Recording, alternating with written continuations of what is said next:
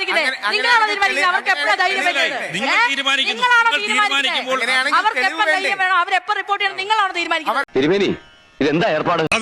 അങ്ങോട്ടേക്ക് നോക്കൂ. ഒരാൾ ഏതെങ്കിലും ഉന്നത പദവിയിൽ എത്തിക്കഴിയുമ്പോഴായിരിക്കും പഴയ കാലത്ത് എന്നെ അങ്ങനെ തൊട്ടു, എന്നെ ഇങ്ങനെ പീഡിപ്പിച്ചു, എന്നെ അവിടെ കൊണ്ടിരുത്തി.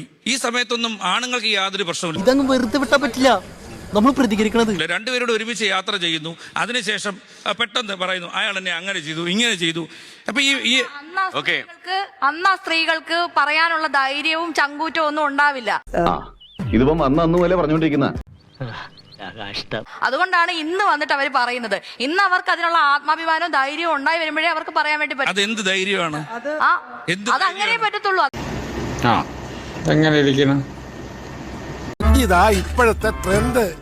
ചിലപ്പോ ലൈംഗിക അതിക്രമം നടക്കുന്ന സമയത്ത് തന്നെ അതെന്ത് ധൈര്യമാണെന്നാണ് ഞാൻ ചോദിച്ചത്. അതെന്ത് ധൈര്യമാണെന്ന് നിങ്ങൾക്ക് വിധിക്കാൻ അധികാരമില്ല. അവർക്ക് അന്നേരം ധൈര്യം, അവർക്ക് അന്നേരമേ ധൈര്യം. വീഴ്ചകളിൽ നിന്നും ഞാൻ മാത്രം പഠിച്ചാ പോരല്ലോ, ഇയാളും കൂടി ഒന്ന് പഠിക്കും. നാളെ അവള് പറഞ്ഞ പോലെ പീഡന കേസ് കൊടുക്കൂ. അല്ല ഇപ്പൊ പെമ്പിളേരെ നോക്കിയാ തന്നെ കേസാ, ജാമ്യം വരെ കിട്ടില്ല. വിധിയാണോ നിങ്ങൾ?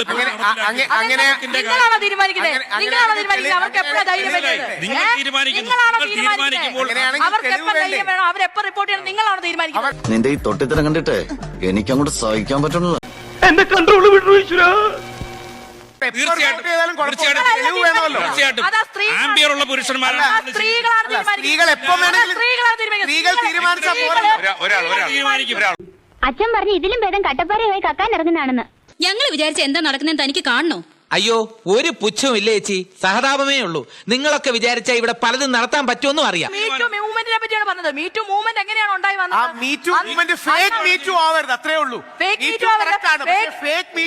എടാ നിന്റെ അപ്പന്റെ സ്ഥാനത്ത് ഞാനായിരുന്നെങ്കിൽ നിന്റെ പണ്ടേ വെട്ടി എറിഞ്ഞ് കുടിച്ചു മൂടിയാണ്. താൻ താൻ നിരന്തരം ചെയ്യുന്ന കർമ്മങ്ങൾ താൻ താൻ അനുഭവിച്ചിടുകന്നേ വരൂ.